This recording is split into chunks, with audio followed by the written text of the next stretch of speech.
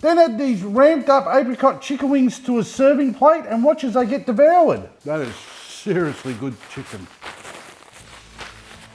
And he's going to burn your freckle. Apricot chicken this good should be legal. Woo-hoo-hoo. Do you want to learn how to ramp up the heat on an 80s classic? I'm going to show you 4 easy steps how to make freckle burning apricot chicken wings. So just sit back, grab a drink or two and let's get into it. It's easy enough to start this recipe. Just go down and ask your local butcher for some chicken wingettes and drummies. Like what I asked Mick, the master cuddler down at Gippsland Premium Meats for. Ask and you shall receive. Step 1 is drying the wings off. As always, hygiene first.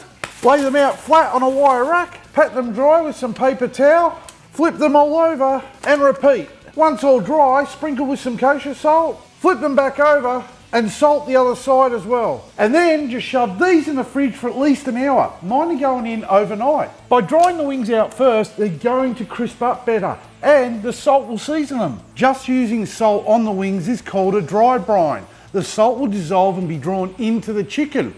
For wings, you can do this anywhere up to overnight. Step 2 is setting up your barbecue correctly. Today, I'm using this 57 centimeter spherical shaped charcoal burning apparatus and I'm pairing it up with a kettle cone.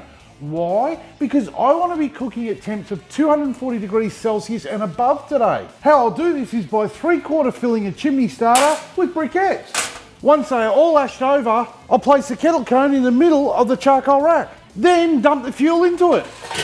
And as always, I'll carefully put the grill back in place. We'll then pop the lid back on, making sure all the vents are wide open, and we're going to give the grill 10 minutes to warm up. If you don't have a kettle cone or a vortex, get one. They're great. It's time to whack the wings on.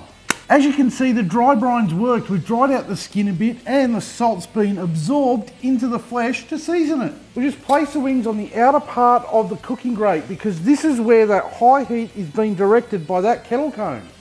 Just pop the lid back on and grab yourself a drink. Chicken wings need to be reading at least 74 degrees Celsius internally to be classed as no death chicken. Today, I'm grilling with a high indirect heat. And all up, these wings are going to take 45 minutes to be ready to be shoved into your mouth. Or for those of you who love to use my beer timer, you're looking at a 2-beer cook. Cheers. Step 3 is making sure your chicken wings cook evenly.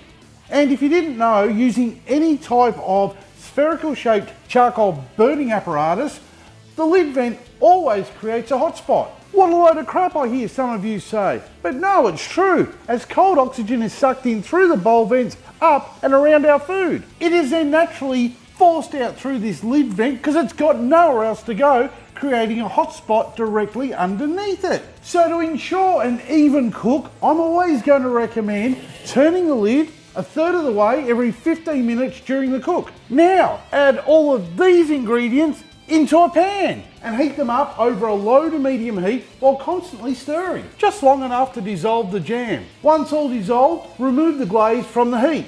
Step 4 is turning these chicken wings into apricot chicken. And after they've been cooking for 45 minutes, they're going to be super crispy. So we just want to grab them off the grill and pop them into a bowl. Add the warm glaze and give them a good mix up. Then add these ramped up apricot chicken wings to a serving plate and watch as they get devoured. With this recipe, we've supercharged an old classic back into the limelight.